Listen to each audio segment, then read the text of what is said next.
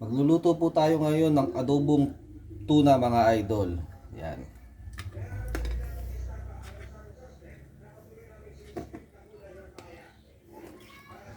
Ayusin lang natin dito sa lutuan mga idol.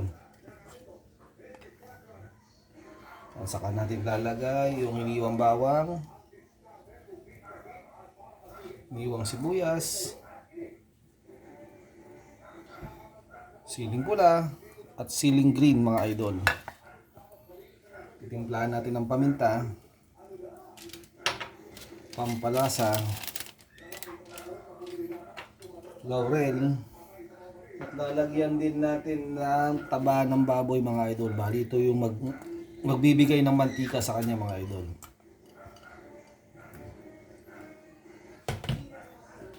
Saka timplahan natin ng suka.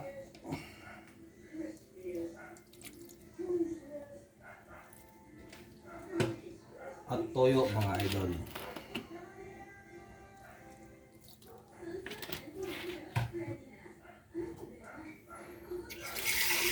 Ayan, dahil huwag natin kalimutan, konting tubig.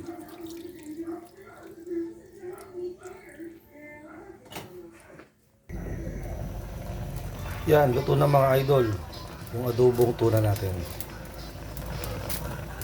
Let's go!